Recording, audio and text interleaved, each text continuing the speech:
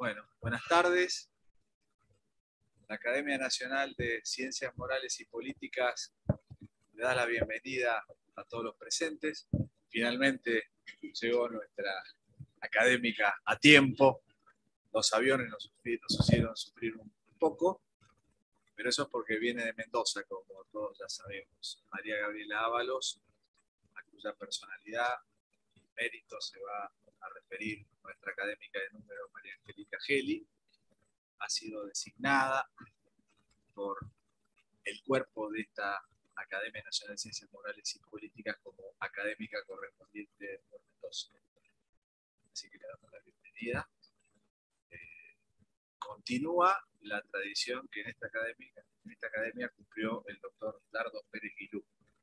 Primero como miembro correspondiente, un académico muy querido por todos nosotros, y también un maestro del derecho constitucional. Y después continúa también Rodolfo Díaz, que también fue miembro correspondiente. Tenemos muchos mendocinos hoy, así que no me voy a poder tener a todos, sí voy a destacar que se encuentra el presidente del CARI, el doctor Bordón, se encuentra el expresidente de la Convención Nacional Constituyente, el académico Eduardo Menem, que nos han hecho llegar su adhesión al acto del académico Juan Carlos Casaña, la presidencia de SACO, el académico Botana. Hemos recibido una carta del presidente de la Corte Suprema, que le entregó a la doctora Ábalos, la dirigida a ella, otra nos mandó a nosotros también, el doctor Rosati, y el doctor Ricardo Aro, que manda académico correspondiente nuestro, le manda sus especiales saludos, al igual que el doctor Banossi, que está guardando un vuelo personal, también ha mandado sus saludos. Así que, previo a darle la palabra a la académica María Angélica Geli, voy a cumplir con el rito de hacer la entrega a Gabriela Ábalos.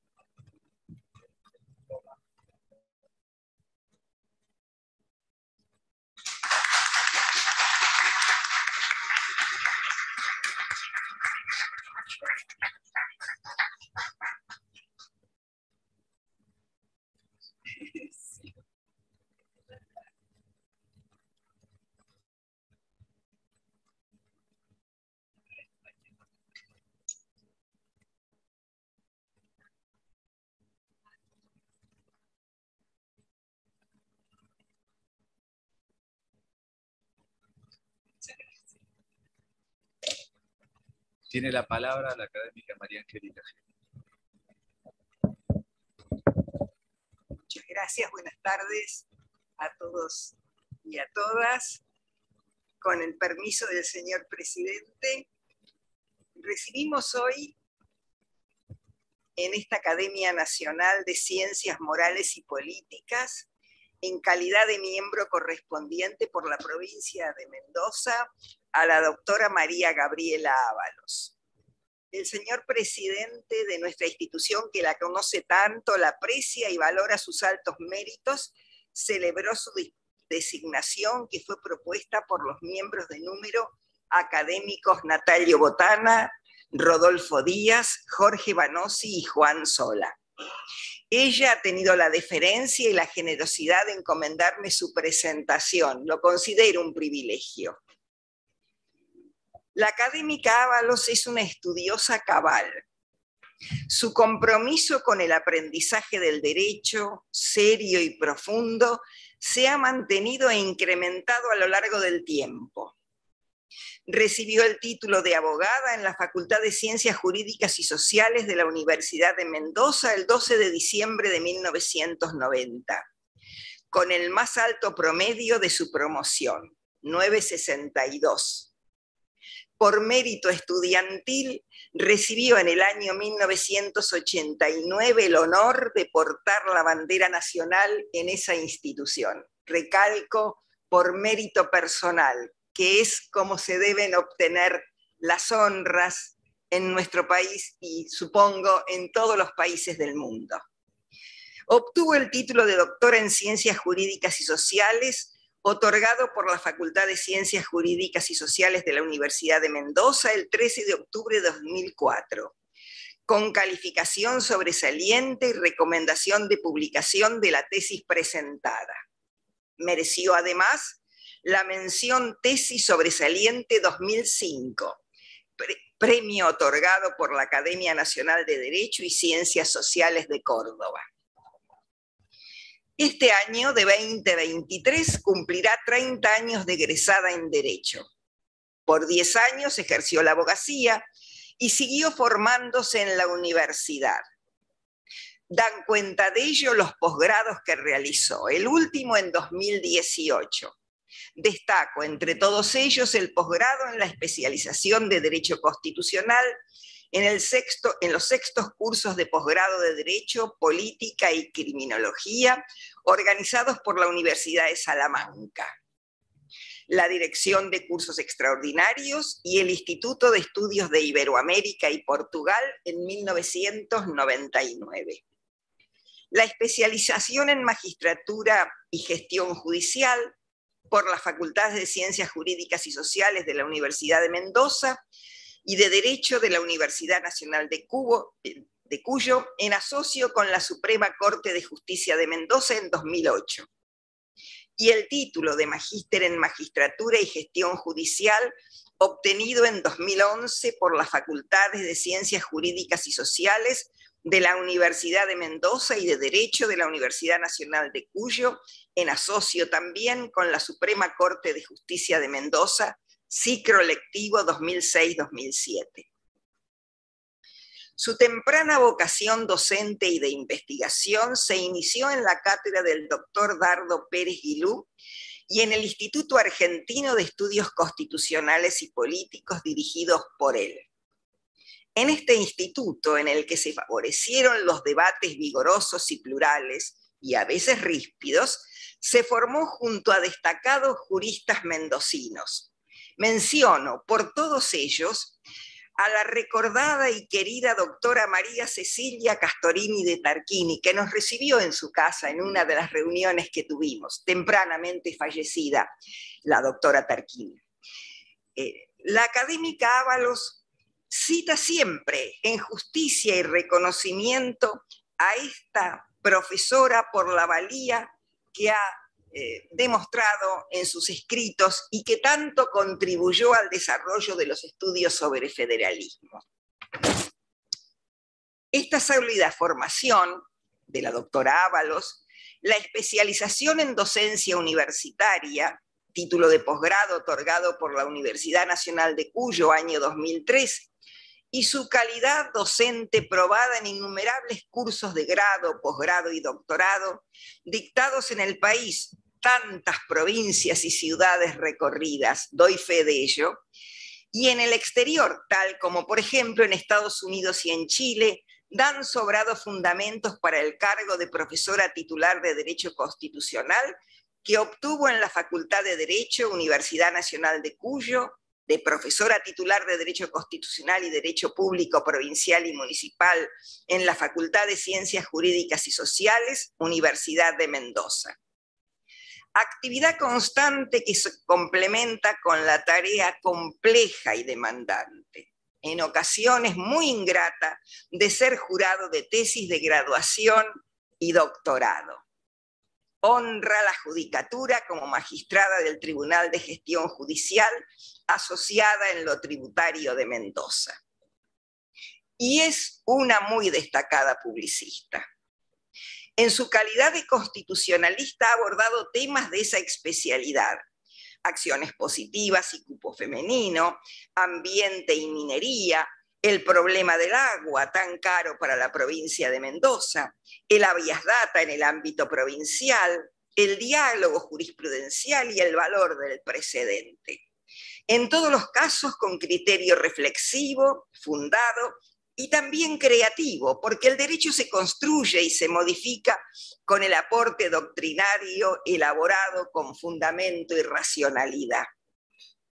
En esta constante labor doctrinaria ha sobresalido en las cuestiones problemáticas del federalismo y de las autonomías municipales, con un manejo notable de la jurisprudencia, en especial de la Corte Suprema de Justicia de la Nación. Lo ha hecho con serenidad, sin ira y con mesura, pese a la complejidad de esta temática que encierra tantos intereses en conflicto. Conoce el sistema federal de nuestro país y defiende el federalismo propiciando soluciones desde las políticas públicas de armonización y coordinación. Prueba de ello es su análisis de la cuestión de la coparticipación federal detraída inconstitucionalmente, así lo interpreto por mi parte, a la Ciudad Autónoma de Buenos Aires. No se ha encandilado con disputas inútiles o extemporáneas acerca de las cuestiones de las contiendas a menudo forzadas entre los estados locales y la ciudad de Buenos Aires. Tan generosa esta ciudad con los provincianos que aquí se afincan, que aquí los afincamos. Ha estudiado los votos de los ministros de la Corte Suprema sobre el federalismo de concertación, consolidado después de la reforma constitucional de 1994. Ha seguido en el análisis y con actitud comprometida lo que se denomina el margen de apreciación local para la resolución de controversias en las que están involucradas competencias concurrentes de la nación y de los estados federados, aplicado en varias sentencias del tribunal por el académico correspondiente por la provincia de Santa Fe, el ahora presidente de la Corte Suprema de Justicia de la Nación, doctor Rosati. Diría que en los temas concernientes al federalismo, en su comunicación nos va a ilustrar sobre esta cuestión, se ha puesto de manifiesto la sutileza y la precisión con la que examina el tema. Una de las materias más controversiales para interpretar las normas pertinentes refiere a las relaciones entre las provincias y los municipios en los respectivos territorios de los estados locales y a las tensiones políticas y político-partidarias que suscitan en un país como el nuestro, en el que las decisiones partidarias suelen desarticular las normas jurídicas. Ella hizo suya y compartió una interpretación esclarecida a esta problemática que fuera sostenida con sus matices y con los matices que ella le agregó por Pedro Frías y Antonio María Hernández. Y la cito a la académica Ábalos. En el artículo 123 de la Constitución Nacional se reconoce la autonomía municipal, pero no se modifica sustancialmente su inserción en la relación federal, con sujetos en la relación federal y no de la relación federal, porque son parte de esta a través de la provincia en cuyo seno existen. Se configura así el federalismo argentino sobre la base de tres sujetos que conforman 25 actores: la nación, las 23 provincias y la Ciudad Autónoma de Buenos Aires. En tanto que en torno a la descentralización como fraccionamiento del poder en relación al territorio, se consolidan 4 órdenes de gobierno, ya que se suma al nacional y a los provinciales el de la Ciudad Autónoma de Buenos Aires y el de los municipios autónomos. Fin de la cita. Véase, pues, la diferencia que se formula entre sujetos y órdenes de gobierno. Yo diría que esta cuestión debiera tomarse muy en consideración por quienes diseñan las políticas públicas y deben de armonizar los derechos, las atribuciones, ¿no? Los derechos de las provincias y de los municipios, ¿no? Aquí hay toda una cuestión también muy disputada entre órdenes jurídicos y órdenes políticos. Por fin, y para terminar, haré 2 referencias finales que no están en el frondoso currículum vitae de la académica Ábalos. Le pedí que narrara algo propio de su vida e indicara el libro más querido escrito por ella. Lo que señaló habla de las calidades personales que la hacen ser lo que es. Aludió a su familia, a su familia de origen, no a ella misma. Abogados, muchos de ellos, su bisabuelo recibido en 1913, su abuelo paterno, su padre y su madre, sus dos hermanas también abogadas, María Silvina, camarista civil, y María Valeria, abogada litigante. Y a la familia que ella misma formó hace más de 20 años con Gabriel, que no es abogado, quizá por suerte. Es licenciado en Ciencias Políticas con un máster en Economía. Yo imagino, a lo mejor es pura imaginación, las posibles acaloradas discusiones acerca de las disonancias entre el deber ser de la norma jurídica y el ser de los duros hechos políticos y económicos, que construyen, por otro lado, la realidad. A esa familia la alegran dos hijas, María Clara, estudiante de psicología, y María Emilia, que aún cursa el 4º año del secundario. El libro elegido no podía ser otro. El de su tesis doctoral sobre autonomía municipal, defendida el 13 de octubre de 1904, con honores, como ya lo recordé. La otra referencia corre por mi cuenta. María Gabriela Ábalos proviene de Mendoza, una provincia que evidencia, más allá de la imponencia y la hermosura de sus paisajes, lo que puede la laboriosidad humana, diestra para construir un vergel en el desierto. Y si no, reparemos en las acequias que dan vida a los árboles maravillosos de la ciudad capital. La doctora Ábalos tiene, yo creo, y expresa ese vigor, esa laboriosidad que ha hecho grande a Mendoza. Honrar a María Gabriela, designándola académica correspondiente por la provincia de Mendoza, también honra a la provincia de la que ella viene. Al darle la bienvenida a esta corporación, esperamos, convencidos que donde ella se encuentre cumplirá con los altos objetivos de la institución a la que ingresa, poniendo al servicio de todos sus altas calidades científicas y personales. La vamos a escuchar con mucha atención.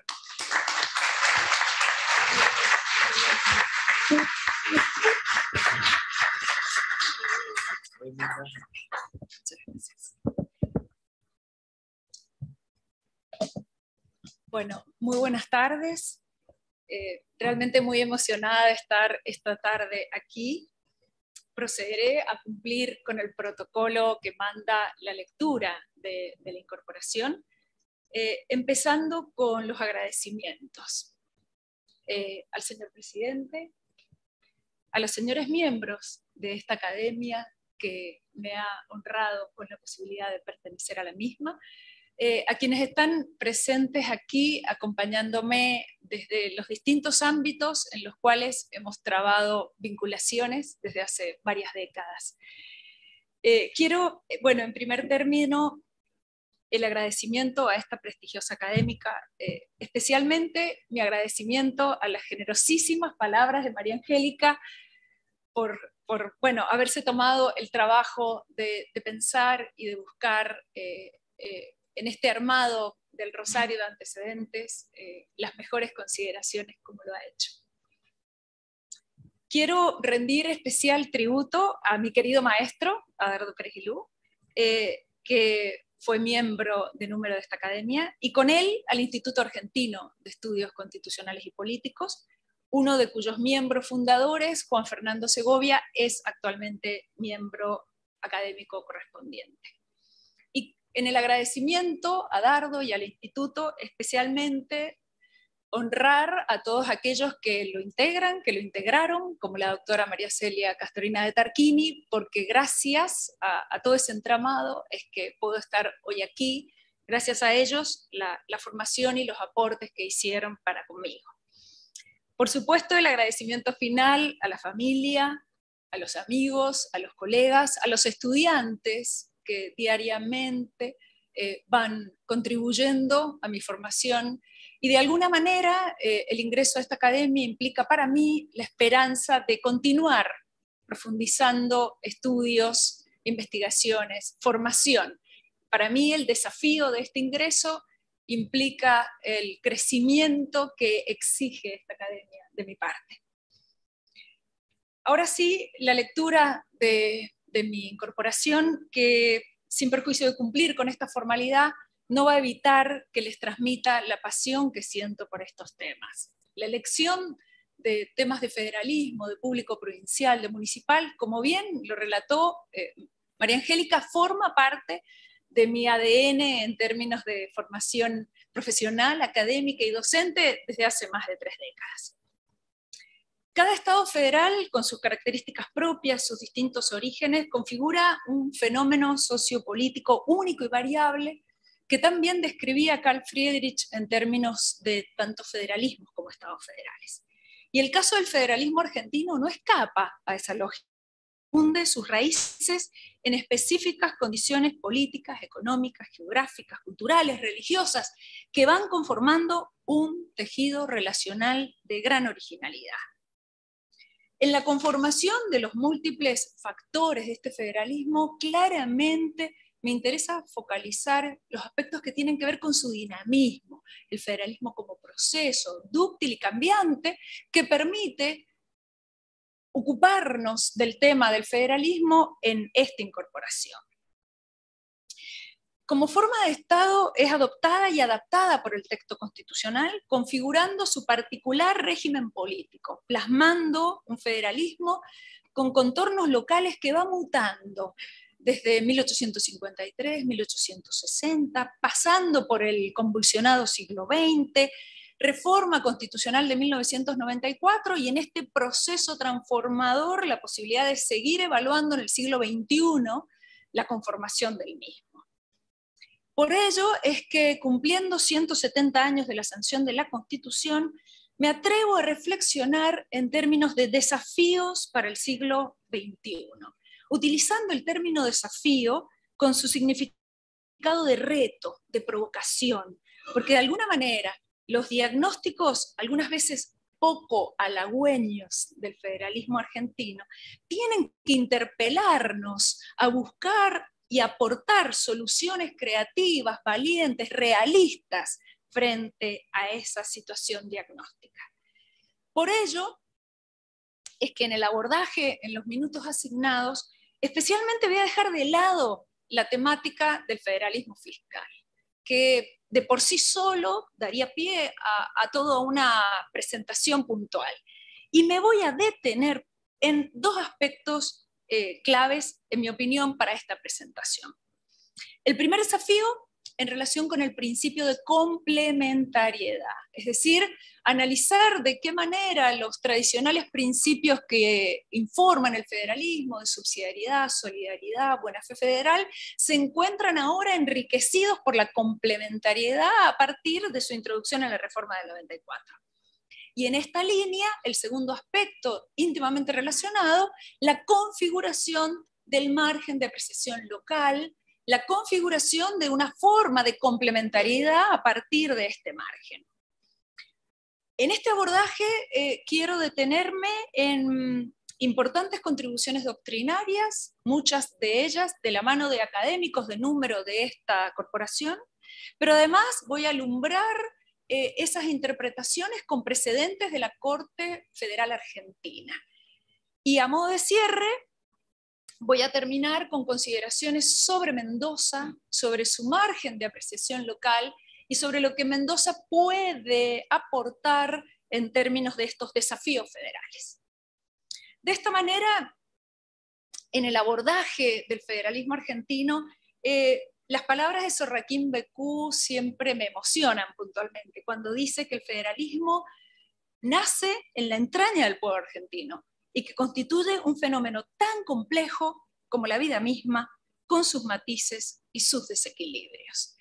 A esta configuración de Sorraquín Becú le agrego, por ejemplo, de Segretti, la referencia a las modalidades del federalismo rioplatense, que miró más al modelo norteamericano, A diferencia del modelo del federalismo del interior, liderado por Córdoba, por esa provincia que por su geografía está llamada a unir y vincular.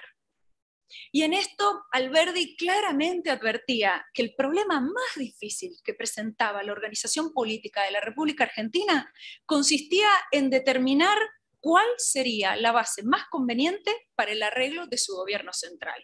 Porque indudablemente esta mixtura de antecedentes y de convivencia entre notas unitarias y federales llevaban a que la dificultad en su configuración perdurara de alguna manera hasta nuestros días. De esta manera, Alberdi confluye en esta primera formulación de federalismo con notas unitarias, unitarismo con notas federales, y claramente lo plantea en una cita corta que les voy a leer. Solución inevitable y única, que resulta de la aplicación de los términos del problema argentino, la nación y la provincia, de la fórmula llamada hoy a presidir la política moderna, que consiste en la aplicación armónica de la individualidad con la generalidad. Claramente, Alberdi visualiza estas dificultades y más allá de su pensamiento originalmente unitario, la realidad de los hechos, la victoria de Urquiza, le marca la necesidad de combinar esas notas con el reconocimiento de las notas federales. Y Dardo Pérez Guilú claramente expresa: nuestro federalismo es propio de aquellos estados que previamente han integrado uno mayor, nacional. De aquellos estados que se han visto distanciados, se han visto separados por causas políticas, pero que tienen clara conciencia de la unión nacional, para mostrar diferencias con la formulación federal norteamericana. 1860, como segundo momento que les marco, más allá de dejar de lado una importantísima cantidad de elementos históricos a tener en cuenta, les quiero mostrar solamente el giro hacia lo federal, con la supresión de notas unitarias, desde quitarle a las provincias la obligación de enviar su constitución al Congreso, de la misma manera lograr que los gobernadores no queden a merced del juicio político del Congreso. Y en el correr del siglo XX, claramente Luis Alberto Romero, que nos acompaña en este momento, les recomiendo, entre otras de sus obras, La breve historia contemporánea de Argentina, 1916, porque pretender en pocos minutos definir el federalismo en el siglo XX, en mi opinión, es una pretensión demasiado ambiciosa, pero solamente les marco algunos elementos puntuales. Discontinuidades constitucionales inauguradas a partir de 1930, Constitución de 1949, donde sin perjuicio de las notas sociales introduce importantes cláusulas centralistas, desde propiedad nacional de los recursos naturales hasta la injerencia, en mi opinión inconstitucional, dentro o hacia el poder constituyente de las provincias con esa habilitación producida. Luego la creación de 8 provincias entre 1951 y 1955, Tierra del Fuego en 1990, que claramente componen en este juego federal una pluralidad de jugadores que dificulta muchas veces las situaciones de diálogo y de consenso. Sumado a los usos y abusos de las intervenciones federales, también de los supuestos de estado de sitio, y claramente las emergencias que signaron el siglo XX, emergencias políticas, económicas, institucionales, pero que generaron en todos los casos un acrecentamiento del poder del gobierno federal.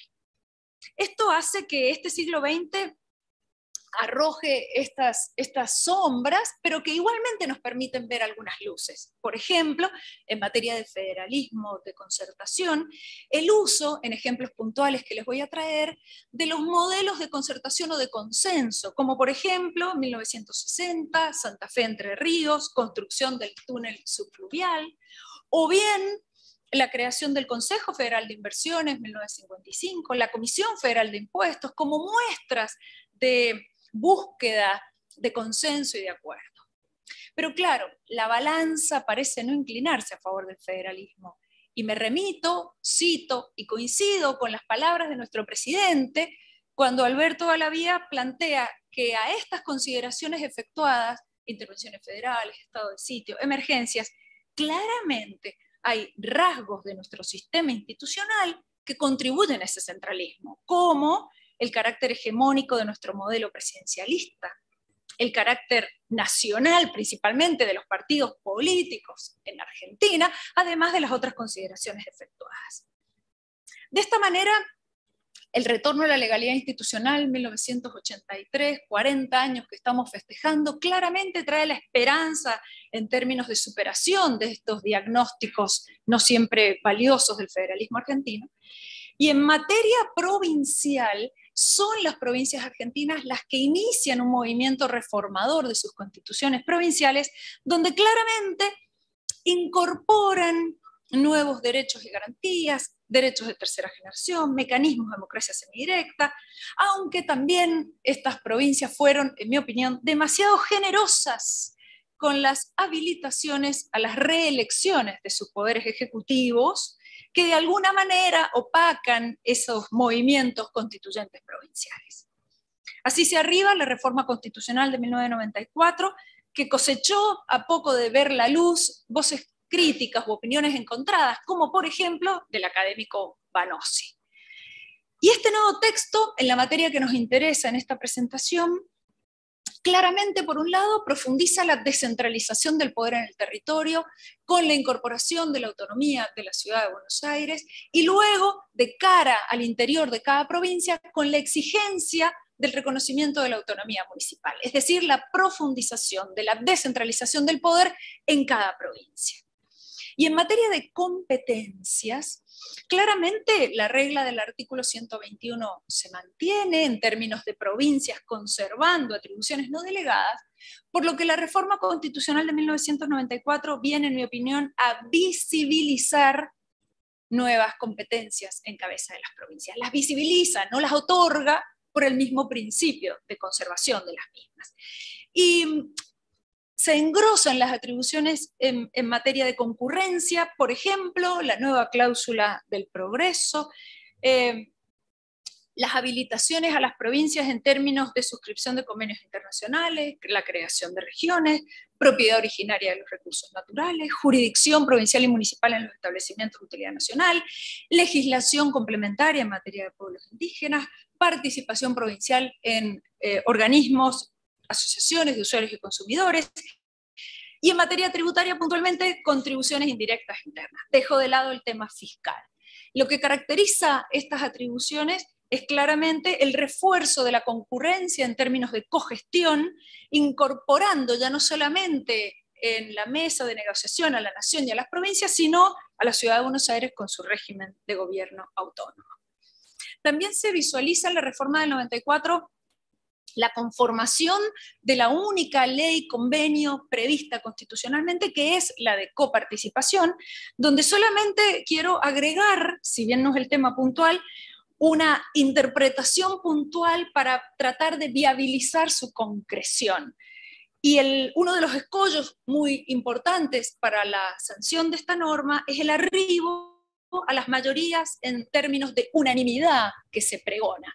Mientras que si se buscase utilizar la misma fórmula que el convencional constituyente pensó para el Congreso, mayoría absoluta, como mínimo para su aprobación, con esa misma fórmula para la etapa inicial de los acuerdos previos y para la etapa posterior de aprobación por parte de las provincias y de la ciudad, podría caminarse en esta suerte de facultad compartida sobre la base de acuerdos de mayoría. Ahora bien, las nuevas competencias, por ejemplo, en materia ambiental del artículo 21, sí nos traen un desafío para el federalismo. El desafío interpretativo, porque la Constitución ya no tiene prevista las compartidas en términos de 2 órdenes de gobierno, artículo 3 de la Constitución. Tampoco es un ejemplo de facultad concurrente simplemente, sino como una formulación donde la nación tiene en sus manos los pisos mínimos y las provincias la complementación de las mismas.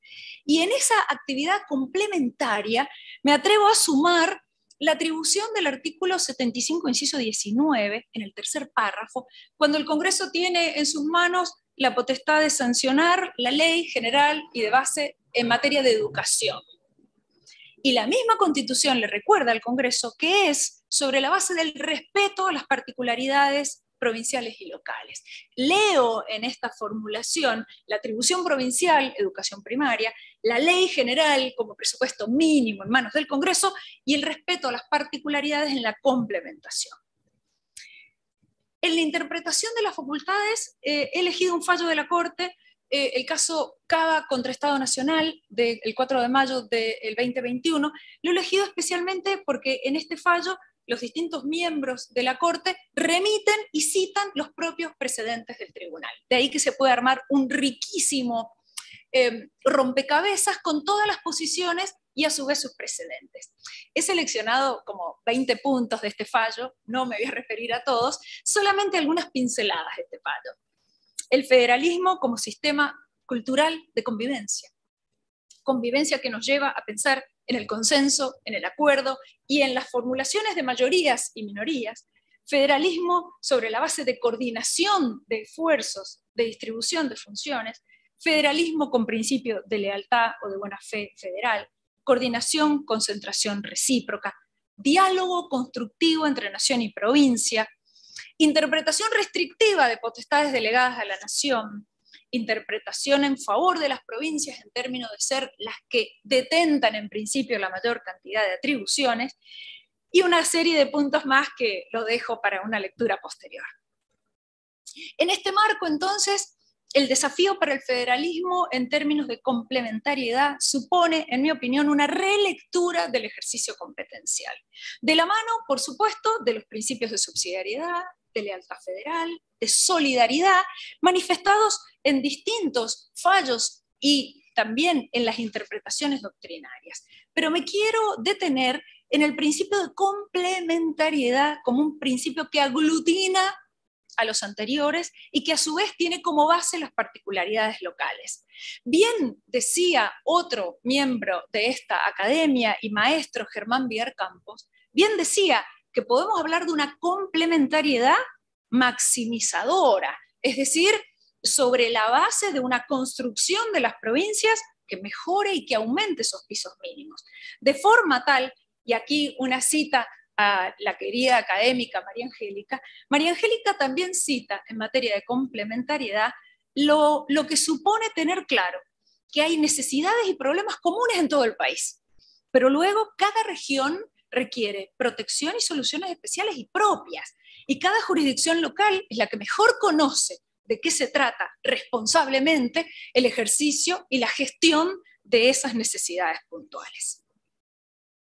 De esta manera, sobre la base de esta idea de complementariedad, la construcción de las particularidades locales que, muy conscientes de esta función maximizadora, razonablemente construyan en el ejercicio de su poder constituyente los postulados claros de este margen. En el análisis del margen de apreciación local, traigo una construcción doctrinaria de la mano de Joaquín B. González, Manual de la Constitución Argentina, 1897, donde claramente visualizaba que las constituciones provinciales no podían ser una réplica de la Constitución Nacional, porque justamente, porque no puede exigir la Constitución Nacional que sean idénticas, no puede exigir que sean una copia literal o mecánica, ni una reproducción más o menos exacta o igual de aquella, porque la Constitución de cada provincia es un código que condensa, ordena y da fuerza imperativa a todo el derecho natural que la comunidad social posee para gobernarse, a la suma originaria de la soberanía inherente que conserva cada una de las provincias. En esta línea, dos citas más: Arturo M. Vaz, el prestigioso profesor de Derecho Público de Córdoba, y otro cordobés que en materia de federalismo o de concertación nos supo guiar también, el maestro Pedro José Frías, que claramente visualizan este derecho público provincial como multimodal, donde el país es uno y diverso a la vez, donde la idea de unidad nacional no puede perder ni borrar las particularidades locales. De forma tal, entonces, que podemos revisar la historia del derecho constitucional provincial, destacando que se desarrolló aún antes de la concreción de nuestro texto de 1853. Recordemos la Constitución de Santa Fe de 1819 y en el interregno de autonomías provinciales, Tucumán, Salta, Corrientes, Córdoba, San Juan, claramente muestran esta formulación en términos de ejercer esa soberanía propia.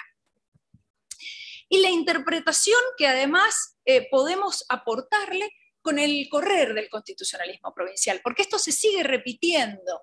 Constituciones que dan pie al constitucionalismo social. Tucumán, 1907, Mendoza, 1910 y 1916, Santa Fe, 1921, San Juan, 1927, constituciones de las provincias creadas a mediados del siglo XX, y todo el despertar de la autonomía municipal.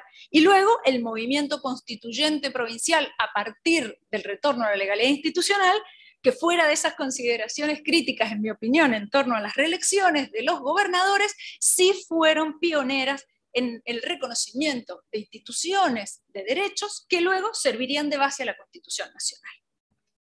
En esta línea les muestro los aportes de la Corte Federal sobre el tema.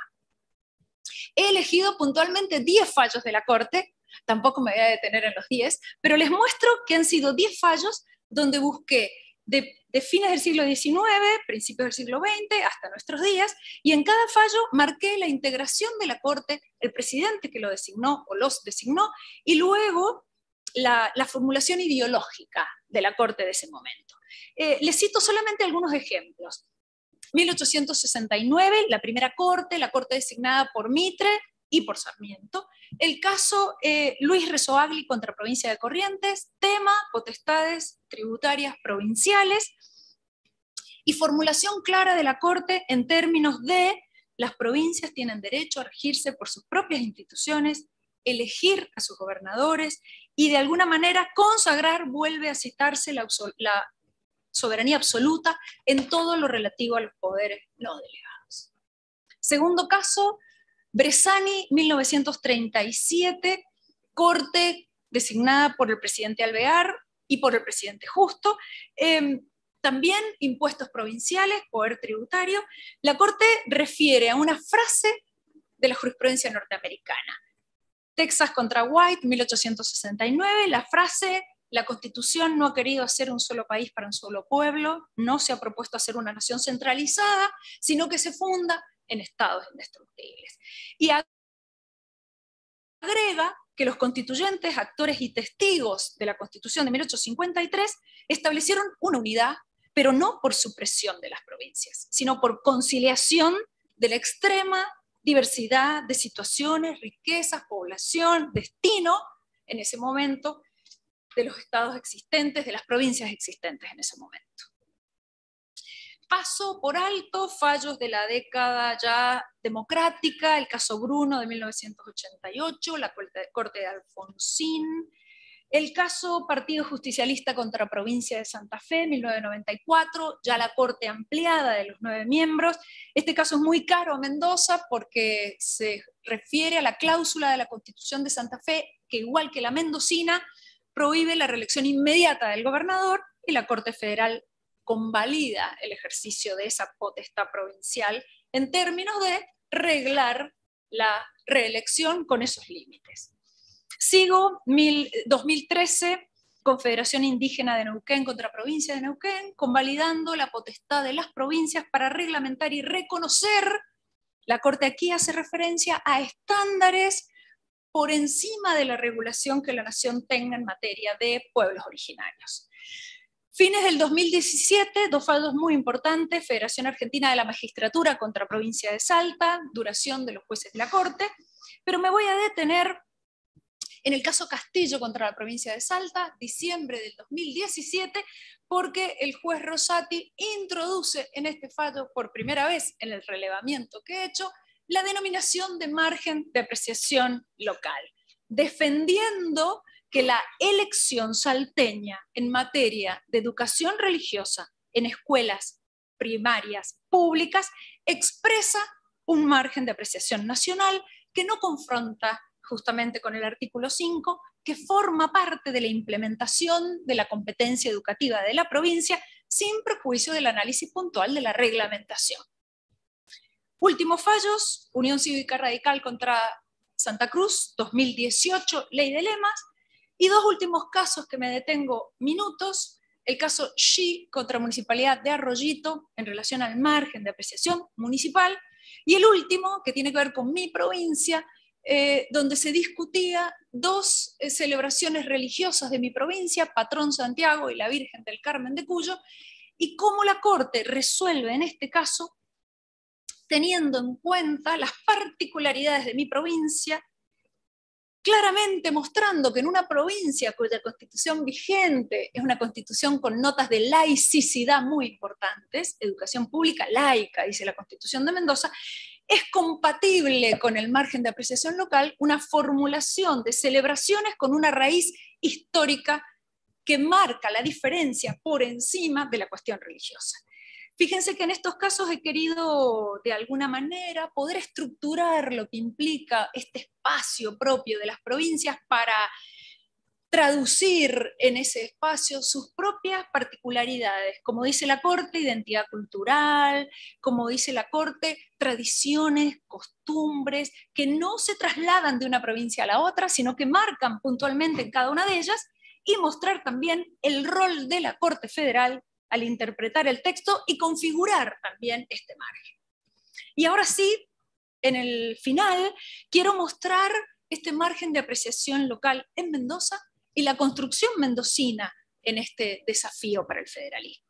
Fíjense que en Mendoza, desde 1810, fue construyendo un orden jurídico institucional propio.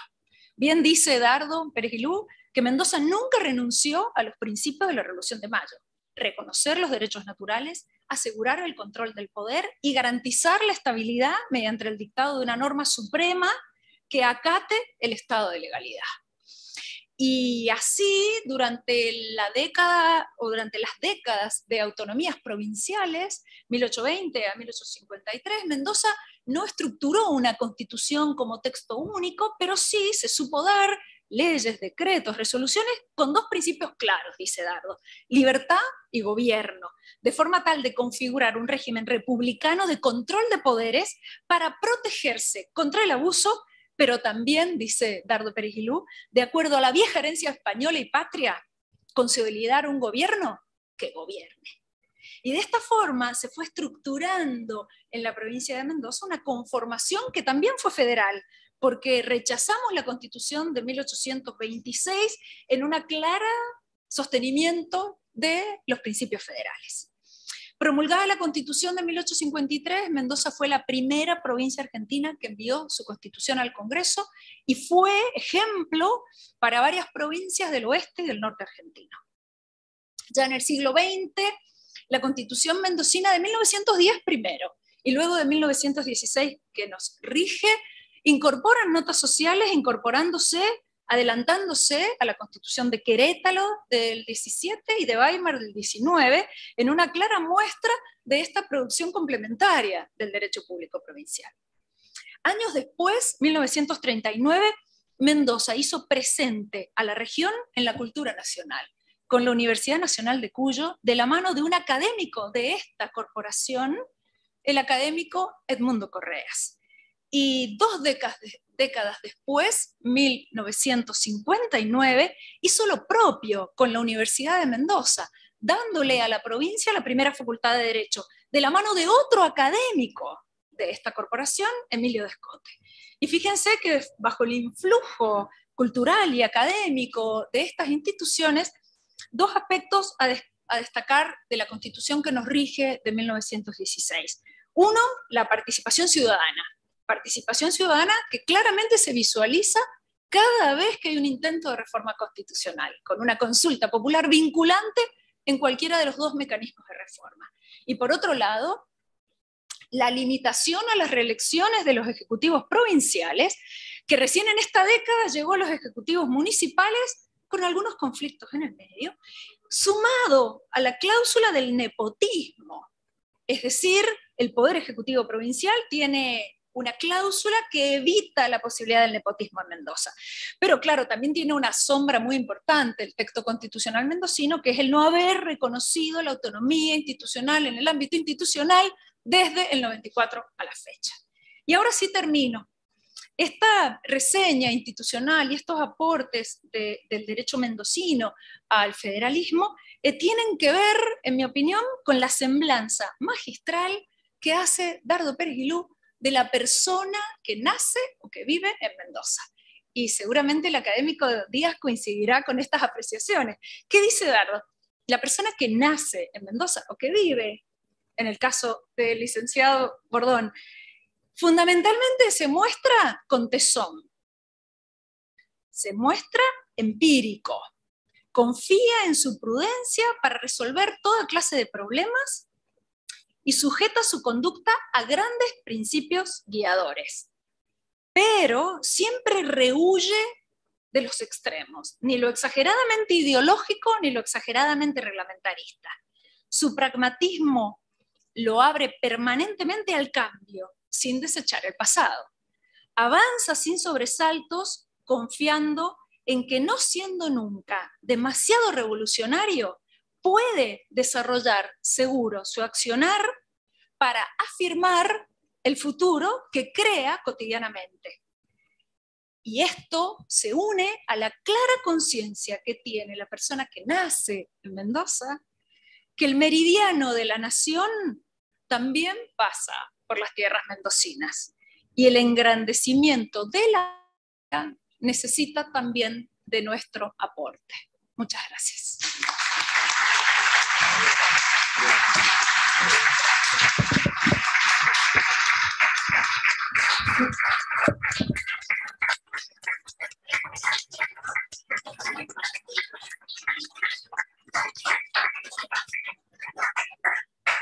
Felicitamos a la académica Ábalos por su excelente discurso e incorporación y damos por terminado el acto.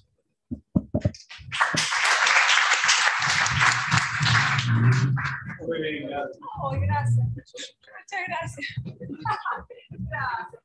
Muchísimas gracias. ¿Estás de acuerdo con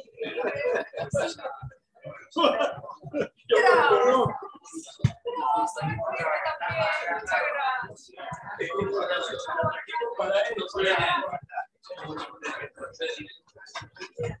Quería citar porque las mendocinas